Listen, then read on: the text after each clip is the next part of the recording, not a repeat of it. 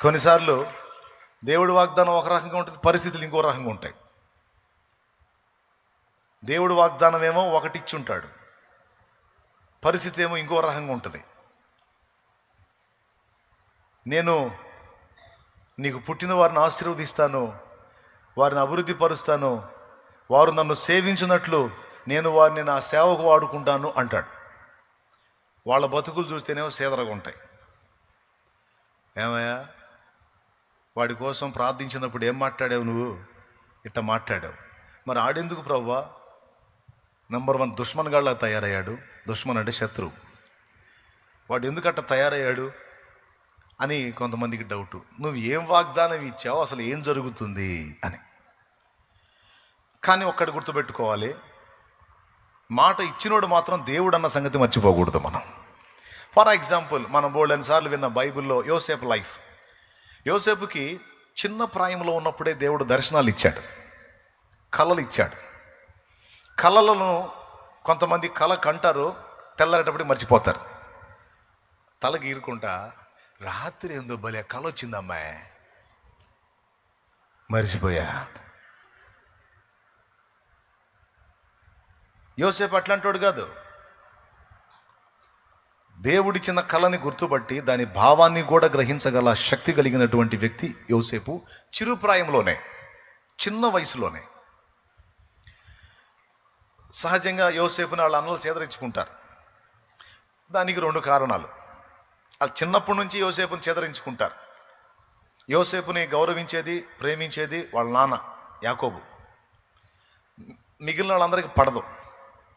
10 మంది అన్నలకు పడదు యోసేపు అంటే. చిన్నోడు తమ్ముడు బెన్యామిన్ ఉన్నాడు. ఇక తమ్ముడు ఏం చెప్పలేడు అనుకో, చిన్నోడు కాబట్టి. 10 మంది పెద్దవాళ్ళకి మాత్రం యోసేపు అంటే నచ్చదు, 2 కారణాలను బట్టి. మొదటి కారణం ఏంటంటే, వాళ్ళ నాన్న యాకోబు ఈ 10 మంది కంటే యోసేపుని ఎక్కువ ప్రేమిస్తాడు. వాళ్ళెవ్వరికీ కుట్టించని అద్దాల అంగిని ఈయన గుట్టించాడు. వాళ్ళకి ఇవ్వని దాన్ని యోసేపుకి ఇచ్చినందుకు ఎవరికైనా కుళ్ళు ఉంటుందిగా, వ్యసనం. ఆ వ్యసనాన్ని బట్టి ఆ ముసలోడు వీడిని తెగపేమిస్తాడు. వీడంటే పేణం. మరి మనం పుట్టలేదు ఆయనకి? మనం ఆయన సంతానం కాదా? ఏందో ఒక కంట్లో బెల్లం, ఒక కంట్లో సున్నం అని తండ్రి తమ్ముడిని ప్రేమిస్తున్నందుకు వ్యసనంతో ద్వేషం పెంచుకున్నారు. రెండోది, వీళ్ళు చేసే లేకి చేష్టాలన్నీ తండ్రికి చెబుతాడు. పెద్దన్న అట్లా చేశాడు, చిన్నన్న ఎట్లా చేశాడు, మూడోవాడు ఎట్లా చేశాడు, నాలుగోవాడు ఎట్లా చేశాడు. వాళ్ళు పొలంలో ఏం చేసినా కేసులన్నీ రాసుకొని తీసుకొచ్చి ఇక్కడ తండ్రికి చెప్తూ ఉంటాడు. ఈ కారణాన్ని బట్టి చిన్నప్పటి నుంచి కూడా యోసేపు అంటే అన్నలకి నచ్చదు. ఒక రకమైన ఏవగింపు. అందుకే అతన్ని ద్వేషిస్తా, తిరస్కరిస్తా, తృణీకరిస్తా ఉండేవాళ్ళు. నాకు తెలిసి యోసేపుకు బహుశా దిగులు వచ్చి ఉండాలి. యాకోబు దేవుని భక్తుడు గనక, తన తండ్రితో ఎక్కువ సహవాసంలో ఉంటాడు గనక యోసేపు తను కూడా దేవుణ్ణి అడిగి ఉండాలి, ప్రశ్నించి ఉండాలి. దేవా, ఎందుకయ్యా మా అన్నోళ్ళకి నేనంటే అంత ద్వేషం? ఎందుకయ్యా నన్ను పురుగును చూసినట్టు చూస్తారు, శత్రువుని చూసినట్టు చూస్తారు? ఎందుకయ్యా నన్ను అంత అసహించుకుంటారు అని బహుశా తను మదనపడి ఉండొచ్చు. తన పడకలో తను ఆలోచించి ఉండొచ్చు. అలాంటి సన్నివేశంలో దేవుడు యోసేపుకి ఒక కళ చూపించాడు. చూపించిన కళ 2 సార్లు రెట్టించాడు. అందులో ఏముందో తెలుసా? కళలో 11 పనలు సాష్టాంగ పడున్నాయి. వాటి మధ్యలో ఒక చిన్న పన నిలిచి ఉంది. తెల్లారి ఆ కళ వచ్చిన తర్వాత కూర్చొని ఆలోచించుకున్నాడు. దేవుడు మాట్లాడుతున్నాడు యోసేపుతో. అన్నలు నన్ను అసహించుకుంటున్నారు, అన్నలు నన్ను ద్వేషిస్తున్నారు, అన్నలు నన్ను తిరస్కరిస్తున్నారని ఫీల్ అవుతున్నావు కదా, నీ అన్నలు నీ ముందు సాగిల పడేటట్టు నేను చేస్తాను. ఇది ప్రామిస్, ఇది వాగ్దానం, ఇది దర్శనం, ఇది కళ. ఓకే ఓకే దాన్నే నిరూపిస్తూ 2వసారి కూడా ఇచ్చాడు. ఒకే కళ 2 సార్లు మనకి దేవుడు చూపించాడంటే దాని గురించి కొంచెం ఆలోచన చేయాలి, ప్రార్థన చేయాలి. దేవుడు చూపించే కళలు ఉంటాయి, దయ్యం చూపించే కళలు ఉంటాయి, మన మనోప్రపంచంలోంచి పుట్టే కళలు కూడా ఉంటాయి. అదొక సబ్జెక్టు కళలది. కానీ దేవుడు చూపించేటువంటి కళ 2 సార్లు రెట్టించబడింది అంటే తప్పకుండా దానికోసం ప్రార్థన చేయమని దేవుడు సంకేతాలు ఇస్తున్నట్టు. మీరు గమనించండి, యోసేపు కళ 2 టైమ్స్ వచ్చింది. నిర్ధారణ చేసుకొని వాళ్ళ అన్నల దగ్గరికి వెళ్ళాడు. వాళ్ళ అన్నల దగ్గరికి, అన్నయ్యో కళ వచ్చిందిరా అన్నయ్య అన్న. అరే వీడికి కళ వచ్చిందంట, రండి రా, వీడికి అదే పని, రండి. అందరు రౌండ్ వేశారు. మరే మనం పనులు కడతాం కదా పొలంలో, పనులు, ఆ పనులు 11 కనపడుతుంది అన్న, చుట్టూ రౌండ్గా. వాటి మధ్యలో ఒక చిన్న పన కనపడుతుంది అన్న. ఆ చిన్న పన ఏమో నిలబడి ఉంది, చుట్టూ ఉన్న 11 పనులేమో ఈ చిన్న పనికి సాష్టాంగ పడుతున్నాయి అన్నాడు. వాళ్ళకి సగం అర్థమైపోయింది. కళ చెప్పే అర్థం కూడా చెప్పురా అన్నారు. అర్థమేముందన్నా, నిలబడ్డ చిన్న పన నేను, ఆ సాష్టాంగ పనులన్నీ మీరన్నా అన్నాడు. ఎరా పెద్ద చిన్న గౌరవం కూడా లేదా? పెద్ద చిన్న గౌరవం కూడా లేదా? అంటే ఏందిరా నీ ఉద్దేశం? అంటే నీ కళలు ఏంటి? మేము నీ కాలు మొక్కాలనే? కళలు గనవాకురు అంటాం కదా మనం.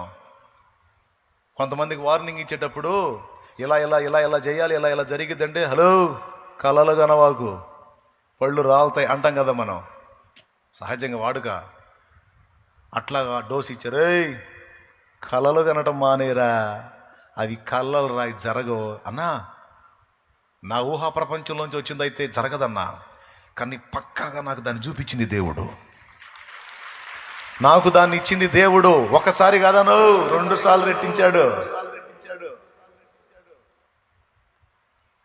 వాళ్ళ మనసులో పడింది, అది వాళ్ళ మనసులో పడింది. వాళ్ళు దూరానికి అడవికి పోయి గొర్రెలు మేపడానికి పోతే వాళ్ళ నాన్న యోసేపుని పంపించాడు. అన్నల్ని పలకరించిరాయా, ఇలా ఎట్లున్నారో చూసిరా, ఈ ఆహార పదార్థాలు ఇచ్చిరా అని పంపిస్తే, పోతే అల్లంత దూరంలో తమ్ముడు వస్తుంటే ఆ తమ్ముడిని చూసి వాళ్ళు ఏమని మాట్లాడుకున్నారో తెలుసా? ఇదిగో ఈ కలలు గను వాడు వచ్చుచున్నాడు, వాణ్ణి నీళ్లు లేని గోతిలో చంపి పడేద్దాం, వాని కలలేమవుతాయో చూద్దామన్నారు. ఆ మాట రాయబడి ఉంది, వాని కలలేమగునో చూద్దాము అనే మాట రాస్తుంది. అంటే వాళ్ళ మనసులో యోసేపు చెప్పిన కళ ఉంది, వాడికి మనం సాష్టాంగ పడతామంట. పగటి కళలు అంటున్నాడు పనికి మల్లుడు. ఆడిని చంపి పడేసామంటే ఆడి కళలు ఏమవుతాయో, అవి ఎట్లా నెరవేరుతాయో చూద్దాం. అదిగో వస్తున్నాడు, ఆ కళలు కనేవాడు వస్తున్నాడు. అతను టైట్లే ఇచ్చారు, యోసేపు కాదు, కళలు కనేవాడు. ఈరోజు నువ్వు కూడా కొన్ని దర్శనాలను చూస్తున్నప్పుడు, కొన్ని విషయాలు దేవుడు నీకు చూపించి, కొన్ని సంగతులు నీతో మాట్లాడుతున్నప్పుడు, నిన్ను గురించి కూడా కొంతమంది ఎగతాళిగా మాట్లాడుతుండొచ్చు, హేళనగా మాట్లాడుతుండొచ్చు. కానీ అవి దేవుడు చూపించేవైతే తప్పకుండా దేవుడు తన మాట చొప్పున నెరవేరుస్తాడు. హల్లెలూయా, హల్లెలూయా. నువ్వేం కంగారు పడాల్సిన అవసరం లేదు, చింతపడాల్సిన అవసరం లేదు, టెన్షన్ అవ్వాల్సిన అవసరం లేదు, ఒత్తిడి కావాల్సిన అవసరం లేదు. కొన్ని వెంటనే నెరవేరుస్తాడు, కొన్నిటికి టైం తీసుకుంటాడు. ఎందుకో తెలుసా? నీకు ఇచ్చిన ప్రామిసులు నీ పక్షంగా నెరవేర్చడానికి నా తండ్రి టైం తీసుకుంటాడు. దానికి మీకు ఇందాక నేను చెప్పినటువంటి జీవిత ఉదంతం సాక్ష్యం. యోసేపు లైఫ్ వాగ్దానం ఒక రకంగా ఉంది, బ్రతుకు ఒక రకంగా ఉంది, అవునా? కానీ మీరు గమనించండి, ఏ అన్నలైతే యోసేపుని చంపాలని లేదా అమ్మేసేయాలని, వాడిని తండ్రి దగ్గర లేకుండా, అడ్రస్ లేకుండా చేయాలని కుట్ర పన్నారో, వాళ్ళు చేసిన పని వలననే ఫైనల్గా యోసేపు సింహాసనం ఎక్కాడు. వాళ్ళు ఆ పని చేయకపోతే యోసేపు సింహాసనం ఎక్కేవాడు కాదు. కానీ ఇది వెంటనే జరిగిందా, టైం తీసుకుందా? ఒకసారి మీరు చెప్పండి. సుమారు ఎంత టైం తీసుకుంది? యాకోబు కుమారుడైన యోసేపుకు దేవుడిచ్చినటువంటి స్వప్నం, దాని యొక్క నెరవేర్పుకి సుమారు ఎంత టైం తీసుకుందో తెలుసా? 17 ఏళ్ల ప్రాయములో అతడు అమ్మబడ్డాడు. తర్వాత ఇంచుమించు మళ్ళా 17 ఏళ్ళు దాటిన తర్వాత వీళ్ళు వెళ్ళి మళ్ళీ యోసేపుని కలుసుకోవటం జరిగింది. అంటే సుమారు యోసేపుకు 30 ఏళ్ల పైప్రాయం వచ్చిన తర్వాత దేవుడిచ్చిన దర్శనం, స్వప్నం నెరవేరి కరువు టైంలో యోసేపు అక్కడేమో ఐగుప్తుని ఏలేవాడయ్యాడు, అన్నలకేమో ఎడ కరువు వచ్చింది, పోయి పాదాల మీద సాగిలపడ్డారు, సంగతి మనకు తెలిసి ఏం జరిగిందో. యోసేపుని అక్కడ అమ్మేశారు. యోసేపు ఎన్ని మలుపులు తిరిగి సింహాసనం ఎక్కాడో వీళ్ళకి తెలియదు. ఆడు తెచ్చే ఉంటాడు ఈ పాటికి ఎప్పుడు అనుకున్నారు. అంటే బానిసగా అమ్మాం కదా, బానిస చేత వెట్టి పనులు చేపిస్తారు, సరిగా చేయకపోతే చంపేస్తారు. వీడు సుకుమారుడు, వీడు చేయడు పనులు, ఖచ్చితంగా ఈయన ఎప్పుడో చంపేసి ఉంటారు. ఐగుప్తీయులు మామూలు కాదు, దుర్మార్గులు, చంపేస్తారు, చంపేసి ఉంటారులే అనుకున్నారు. కరువు వచ్చింది కదరా, ఇక్కడ కరువు వచ్చిందిగా, ఐగుప్తులో ధాన్యం ఉందట, పోయి రూకలు తీసుకొని పోయి ధాన్యం తేండి అన్నాడు యాకోబు కొడుకులతో. పోయారు. ఎవరు మీరు, ఎందుకు వచ్చారు అడిగారు. అయ్యా కరువు వచ్చిందండి మా ప్రాంతంలో, ఇదిగో రూకలు తీసుకొని వచ్చాము, ధాన్యం కొనుక్కుందామని వచ్చామండి అన్నారు. ధాన్యం కొనడానికి వచ్చారా, వేగు చూడటానికి వచ్చారా? మీ ముఖాలు చూస్తుంటే ధాన్యం కొనేవాళ్ళలాగా లేరు, మీరు ఏదో గూఢచారులాగా ఉన్నారు. ఈ మాటలు అంటుంది ఎవరో తెలుసా? వాళ్ళ తమ్ముడే, వాళ్ళు అమ్ముకున్న తమ్ముడే. వాళ్ళకి తెలీదు. వాళ్ళ కళ్ళ ముందు నిలబడి వాళ్ళు అమ్మినప్పుడు 17 ఏళ్ళోడు, ఇప్పుడు 30 ఏళ్ల ప్రాయం దాటినటువంటి వాడు. ఇంకేం గుర్తుపడతారు? మీసాల గడ్డలు రానప్పుడు అమ్మారు, మొత్తం వచ్చిన ఐగుప్తు గెటప్లో ఉన్నాడు, అసలు గుర్తుపట్టట్లా. అయ్యా ఏలినవాడా, ఇదిగో నీ దాసులమైన మేము అట్టివారము కాము, మేము గూఢచారులము కాము, మా తండ్రికి మేము 12 మా తండ్రి ఫలానా, మా తండ్రికి మేము 12 ఒకడు లేడు, ఒకడు చిన్నవాడు, 10 మంది మేము వచ్చాము, మొత్తం 11 మంది ఉన్నాము, ఒకడు లేడు. దేనోడు అడిగిపోయాడు, అడిగిపోయాడు చెప్పకూడదు లేదు, అడిగిపోయాడు. అమ్ముకున్నాం. ఏం చెబుతారు అమ్ముకున్నాం అని ఎవరికి చెబుతున్నారు? ఒకడు లేడు అని తమ్ముడికే చెబుతున్నారు. మిమ్మల్ని చూసిన డౌట్ వస్తుంది నాకు. లేదు మీరు చెప్పేది నిజం కాదు, నిజము, ఏలినవాడా నిజం, మా మాట నమ్మండి. మొత్తం సాగిలు పడ్డారు. అప్పుడు ఏమైంది?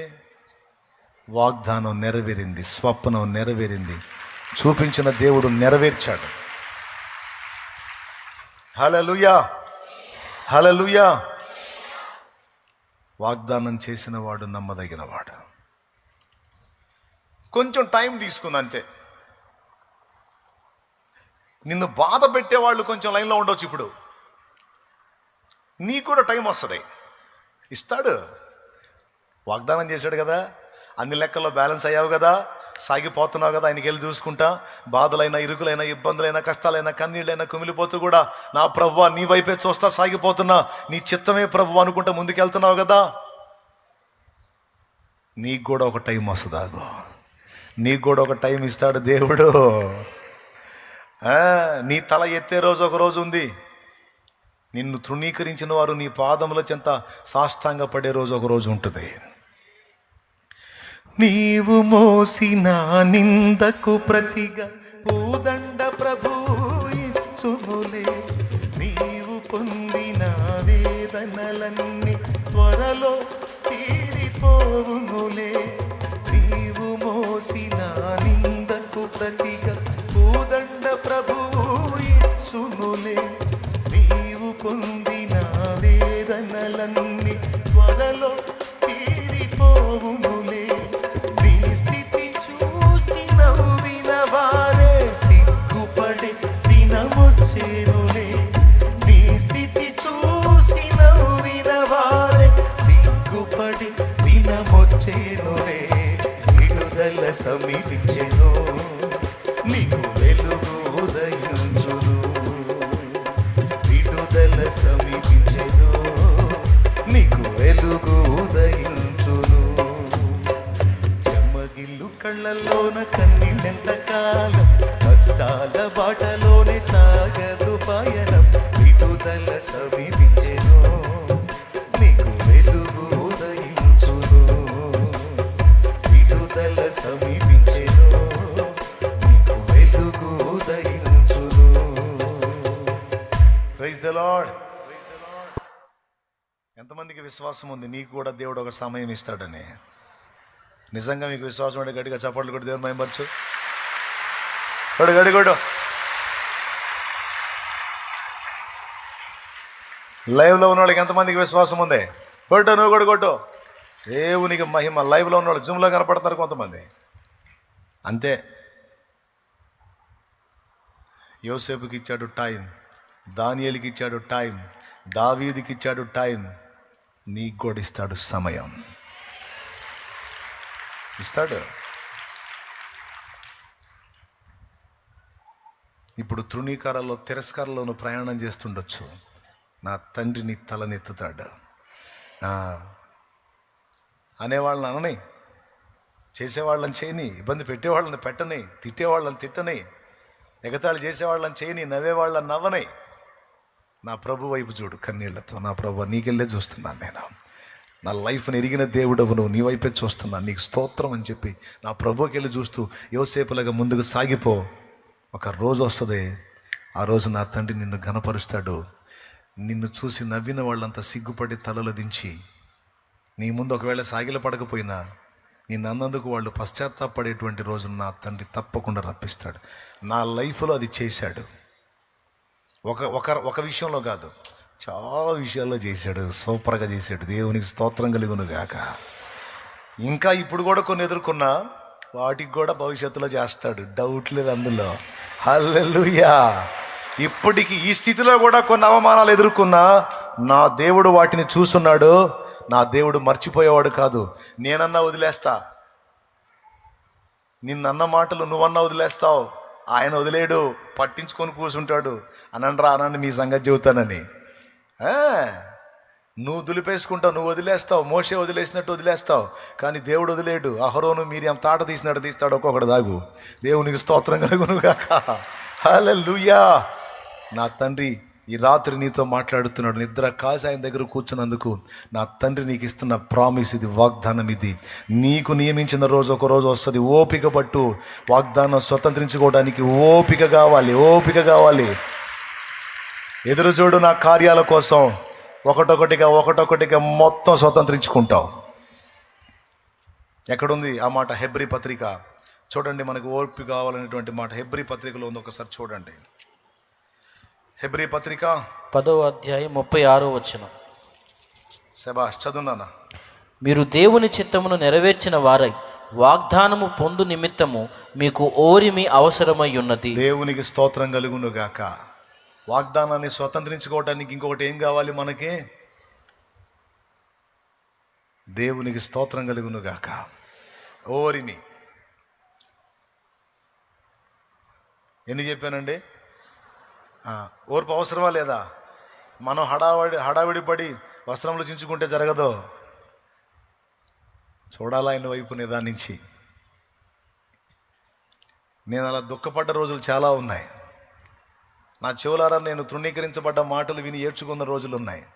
దేవుని ముందుకెళ్ళి నేను అసలు బతకడం అవసరం అంటావా నాలంటాడు, ఎందుకు ప్రభా నా లైఫ్ అని ఏడ్చుకున్న రోజులు ఉన్నాయి. అంటే వాళ్ళకి తెలియదు, వాళ్ళకి తెలియక కొన్ని మాటలు, పిచ్చి మాటలు మాట్లాడు. అవి నాకేమో హృదయానికి గాయాలైపోయింది. నీకే స్తోత్రం. నువ్వు ఉన్నావు కదా ఏదైనా చెప్పుకోవడానికి, ఏడ్చుకోవడానికి, మొత్తుకోవడానికి. నీ ముందే కూర్చున్నా. నా తండ్రి పలుగాకి లోకం నిందించిన ఏకాకి వైరీవు రోదించిన, పలుగాకి లోకం నిందించిన ఏకాకి వైరీవు రోదించిన, అవమాన పర్వాలు ముగిసేనులే, ఆనంద గీతాలు పాడేవులే. నవ్వినోళ్ళంత నీ ముందు తలను వంచేదు ఇక ముందు, నవ్వినోళ్ళంత నీ ముందు తలను వంచేదు ఇక ముందు. ఉందిలే దీవెనా ఎందుక వేదన, పొందిన యాతన దేవుడే కన్నుల జారిన కన్నీళ్ళు నడిపెను దేవుని పాదాలు. ఇప్పటి నుండి నీ కళ్ళు చూచును దేవుని కార్యాలు. నీ కన్నుల జారిన కన్నీళ్ళు నడిపెను దేవుని పాదాలు. ఇప్పటి నుండి నీ కళ్ళు చూచును దేవుని కార్యాలు, ఉందిలే దీవెన, ఎందుక వేదన, పొందిన యాతన దేవుడే పరచునా.